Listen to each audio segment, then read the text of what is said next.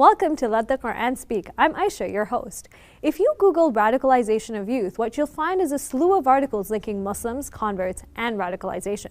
Today we are joined by Imam Yassine Dwyer, former chaplain with the Correctional Service of Canada, to help us unpack one of the pieces of the larger discussion on radicalization, Muslim converts. What is it that draws people to convert to Islam? What are the social challenges that Muslim converts face? Let's find out. Welcome to the show, Imam Yassine. Thank you for having me. So I want to touch on an interesting topic today, which I find interesting. Hopefully the viewers do as well. Can you tell us a little bit about your experiences working with Muslim converts? Yes, I can.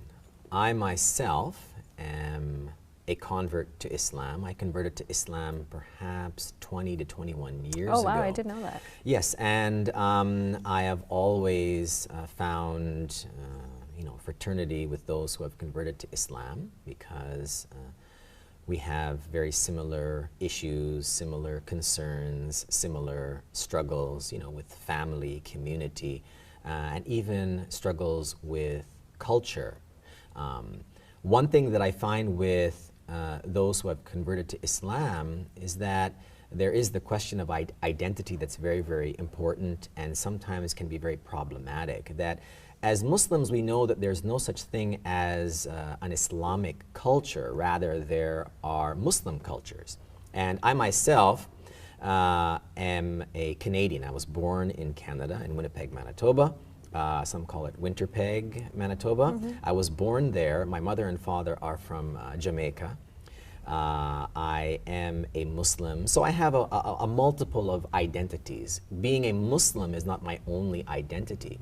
So I find this really fascinating with many who convert to Islam, especially in Canada, in America, in Western countries, because we're going through this process of creating a Muslim Canadian or a Muslim American culture.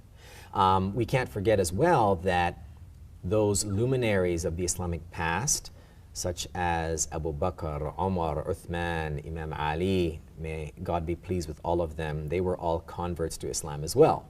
So we need to reflect on this, and I've always been very, very interested in developing relationships with those who have converted to Islam. Now you talked about, obviously you have a lot to add to the conversation as well, being a convert yourself, but I know that you've also worked in prisons, and I would imagine you've also worked with Muslim converts. I'm more interested in if you can talk a little bit about, we often hear, everybody says there are challenges that Muslim converts face, issues of identity, issues of integration, etc. But what does that really look like? And if you could also, I'm going to throw something more at you because it's just interesting. What about, I guess, female converts, and what does that conversation look like as well? Yes, well, okay, let's start from the beginning. Yes, I do work in prison. You did ask me about prison, right? I did. Yes. I think so. I did work in a prison. I was a chaplain, and I dealt with many offenders who converted to Islam in prison. Men and women. Men and women. All of them saw within the religion of Islam a very profound and concise and complete answer to the questions that they have had, and perhaps they were able to see within Islam a means to live a very disciplined and meaningful life in a prison context, right? They were able to find freedom through submission and servitude to the Creator of the heavens and the earth. And the prison itself, I like to look upon it as, and I try to project to many of the brothers and sisters that I worked with, that prison is an extended khalwa, or an extended retreat, an extended opportunity to meditate, to reflect, and to actually speak to yourself, right? We don't have the opportunity very often in the hustle and bustle of life to be able to actually speak to ourselves. And perhaps the reason we may not be intentional about speaking to ourselves is because we're afraid of the monster that's inside of us. I don't know, how do you explain that to someone like me who hasn't been in prison, and I hope I don't ever go to prison, but how is that a place of meditation when you think of a stereotypical image of a prison, which as far as I've seen and heard is not pleasing? So how does that, where does that conversation, how did that idea come about, I guess, to you in that example? Well, of course, out of darkness comes light. That is true. The light of the one illuminates every situation, every condition, every anxiety, every challenge. And prison itself is a microcosm of the world. The prison is only a smaller version of the bigger prison, which is what we call this dunya, this world. So the prison acts as a metaphor, really, for the real mission of Islam, which is to truly free yourself, to escape from yourself, to actually ask yourself those deep metaphysical questions that can actually help you achieve paradise, right, before you get to the real paradise, the paradise with a P.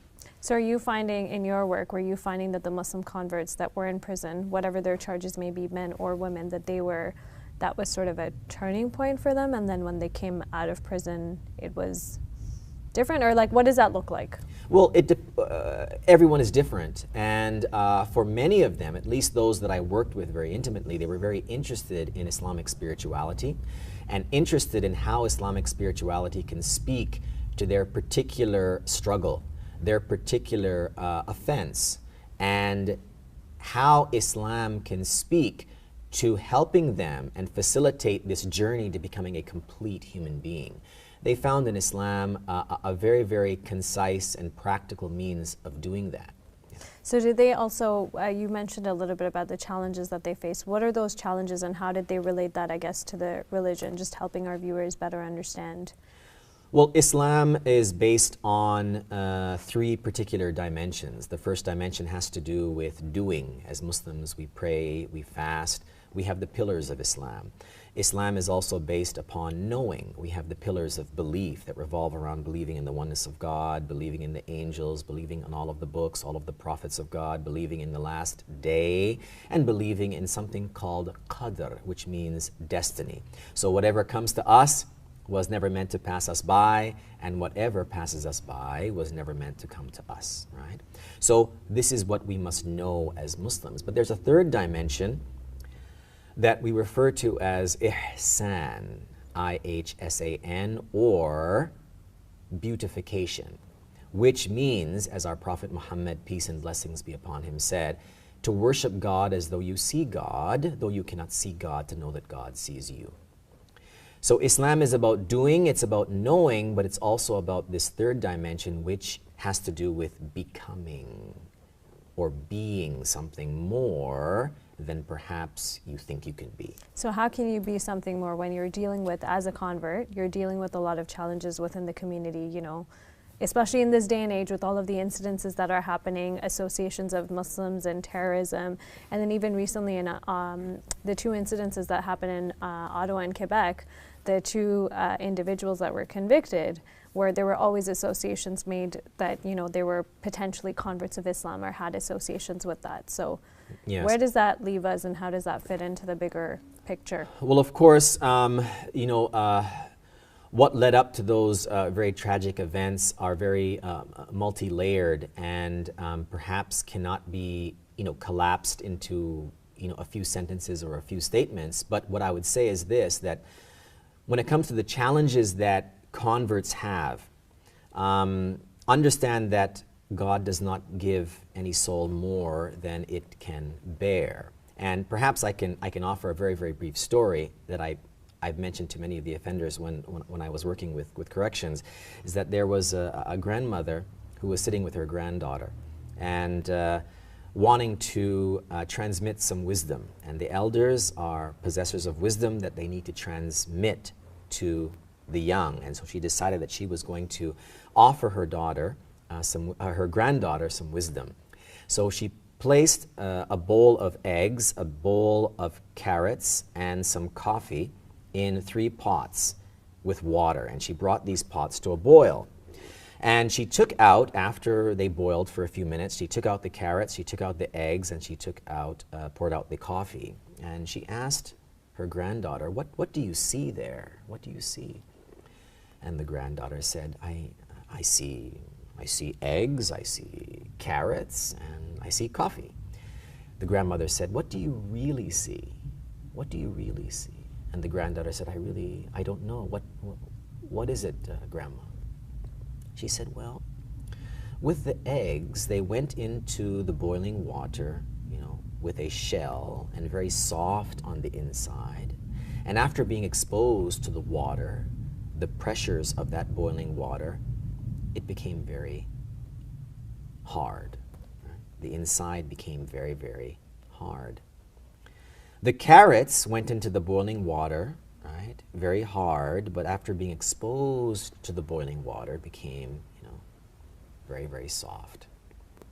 Right? The coffee beans now were placed in the water. The coffee beans were placed in the water, and rather than becoming soft, rather than becoming hard, the coffee beans consumed the water and turned the stress of the heat and the stress of the boil into something completely different and became beautiful, aromatic coffee. Right?